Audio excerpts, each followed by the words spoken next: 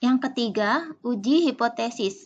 Berdasarkan nilai dari sampel, akan diuji apakah parameter populasi mempunyai nilai sama dengan atau lebih besar atau lebih kecil dari suatu harga tertentu, atau akan diuji apakah parameter dua populasi sama atau tidak.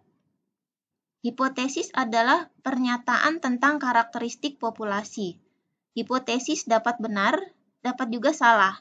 Hipotesis harus diuji berdasarkan nilai dari sampel. Uji hipotesis satu arah dan dua arah.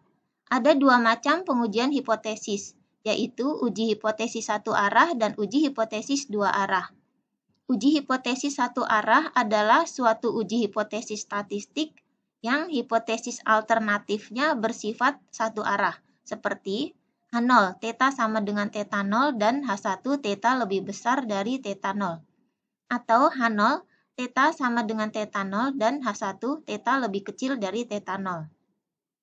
Wilayah kritis atau daerah penolakan H0 bagi hipotesis alternatif θ0. Wilayah kritis atau daerah penolakan H0 yaitu wilayah kritis bagi hipotesis alternatif θ lebih besar dari θ0 terletak seluruhnya di ekor kanan distribusi tersebut, seperti gambar di samping ini. Wilayah kritis atau daerah penolakan H0 yaitu wilayah kritis bagi hipotesis alternatif θ lebih kecil dari θ0 terletak seluruhnya di ekor kiri distribusi tersebut, seperti gambar di samping ini. Dalam pengertian ini, tanda ketaksamaan menunjuk ke arah wilayah penolakan H0. θ adalah parameter yang akan diuji dan θ0 adalah suatu nilai. Uji hipotesis dua arah adalah uji hipotesis statistik yang alternatifnya bersifat dua arah, seperti H0, θ sama dengan θ0 dan H1, θ tidak sama dengan θ0. Uji ini disebut uji dua arah karena daerah penolakan H0-nya menjadi dua bagian yang ditempatkan di masing-masing ekor distribusi statistik ujinya. Hipotesis alternatif θ tidak sama dengan θ0 menyatakan bahwa θ lebih kecil dari θ0 atau θ lebih besar dari θ0. Daerah penolakan dapat dilihat pada gambar ini, yaitu di samping kiri dan kanan dengan luas atau probabilitas masing-masing alfa per 2.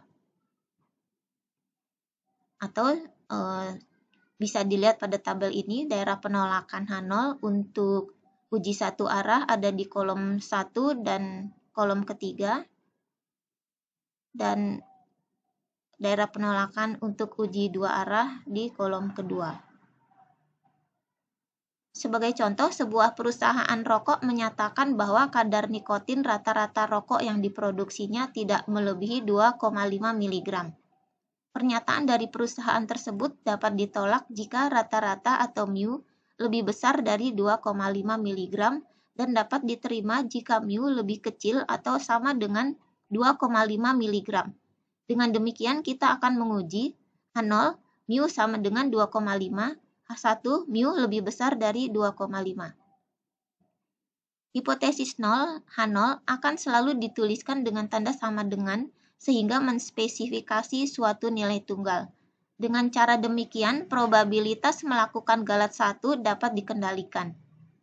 Apakah kita harus menggunakan uji satu arah atau dua arah bergantung pada kesimpulan yang akan ditarik bila H0 ditolak. Meskipun kita menuliskan hipotesis 0-nya dengan tanda sama dengan, namun itu harus dipahami sebagai mencakup semua nilai yang tidak dicakup oleh hipotesis alternatifnya. Akibatnya, menerima H0 tidak boleh diimplikasikan bahwa mu tepat sama dengan 2,5 mg. Namun harus diartikan bahwa kita tidak mempunyai bukti yang cukup untuk mendukung H1. Berikut ini adalah langkah-langkah uji hipotesis, yaitu mendefinisikan variabel random, menentukan H0 dan H1, menentukan taraf signifikansi alfa, menentukan statistik uji, aturan keputusan, dan kesimpulan. Dalam statistika, hipotesis dibedakan menjadi H0 dan H1. H0, pernyataan yang mengandung pengertian sama atau tidak terjadinya suatu perubahan. H1 adalah komplement dari H0. Statistik uji adalah suatu alat yang digunakan untuk memutuskan apakah H0 akan ditolak atau tidak. Berikut adalah contoh 5. Menurut keterangan yang ada, pH air Danau Agatis UI berdistribusi normal dengan min 8 dan standar deviasi 0,5. Seorang mahasiswa jurusan kimia menduga bahwa min pH air Danau Agatis sudah berubah. Untuk memastikan dugaannya, mahasiswa tersebut mengambil 50 sampel air Danau Agatis dan mengukur pH-nya. Ternyata didapat rata-rata pH sama dengan 7,8. Jika variansi dianggap tidak berubah, dengan taraf signifikansi 0,1, dapatkah disimpulkan bahwa pH air Danau Agatis sudah berubah? Berikut adalah solusinya. Tetapkan dulu tujuan. Tujuan ingin mengetahui apakah pH air Danau Agatis tidak sama dengan 8. Pendefinisian variabel random X. X adalah pH Danau Agatis. Langkah pengujian hipotesisnya, pertama H0, mu sama dengan 8 dan H1 mu tidak sama dengan 8. Tentukan alfa 0,1 dan ketiga statistik uji, Z sama dengan X bar min mu 0 dibagi sigma per akar N. Diperoleh min 2,83. Min 2,83 ada di daerah penolakan H0. Di mana alfa adalah 0,1 sehingga luas daerah penolakan kiri dan kanan, karena ini adalah dua arah, luas masing-masing adalah alfa per 2 yaitu 0,05. Sehingga dari tabel distribusi normal untuk alfa 0,05 adalah min 1,65 dan 1,65. Sehingga Z hitung min 2,83 lebih kecil dari min 1,65 dan ada di daerah penolakan dan H0 ditolak. Kesimpulannya mu tidak sama dengan 8 atau pH air Danau Agatis sudah berubah. Contoh 6. Dari pengalaman yang lalu diketahui rata-rata lamanya waktu yang dibutuhkan untuk melakukan suatu percobaan berdistribusi normal dengan min 50 menit. Suatu cara baru diharapkan akan membutuhkan waktu yang lebih singkat. Untuk membuktikan apakah benar bahwa cara baru membutuhkan waktu yang lebih singkat, dilakukan 12 percobaan dengan cara baru dan didapat rata-rata waktu yang dibutuhkan adalah 42 menit dengan standar deviasi 11,9 menit. Dengan kepercayaan 95%, dapatkah disimpulkan bahwa cara baru membutuhkan waktu yang lebih singkat?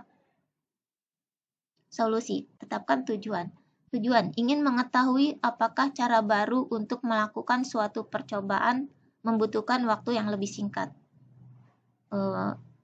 Definisi dari variabel random X. X adalah lamanya waktu yang dibutuhkan untuk melakukan suatu pekerjaan. Berikut adalah langkah-langkah pengujian hipotesis. Perlu diperhatikan bahwa N atau ukuran sampel pada contoh ini adalah 12, lebih kecil dari 30, dan standar deviasi dari sampel diketahui, maka kita gunakan statistik uji berdistribusi T atau statistik uji T yang dibandingkan dengan nilai dari T tabel. T tabel kita lihat pada alfa 0,05 dan standar dan derajat bebas 11, yaitu derajat bebas adalah N-1. Sehingga nilai T tabel untuk alfa 0,05 dan derajat bebas 11 adalah min 1,796. Sehingga T hitung lebih kecil dari T tabel dan H0 ditolak. Kesimpulannya, mu lebih kecil dari 50 menit atau cara percobaan yang baru membutuhkan waktu lebih singkat. Contoh 7 dapat dipelajari sendiri bahwa di sini N lebih besar dari 30 yaitu ukuran sampel 40 dan standar deviasi dari populasi tidak diketahui. Untuk N lebih besar dari 30 dan standar deviasi populasi tidak diketahui, kita menggunakan standar deviasi sampel. Dan statistik ujinya adalah Z yang akan dibandingkan dengan tabel distribusi normal. Contoh ini juga bisa dipelajari sendiri. Tugas bisa dikerjakan dari buku Walpole nomor sekian. Dan ini adalah tabel untuk melihat statistik uji Z dan T. Dan ini adalah catatan, bisa diperhatikan dan dibaca sendiri. Video ini diproduksi oleh Program Studi Statistika Departemen Matematika FMIPA UI dengan bantuan dana DP ASDP.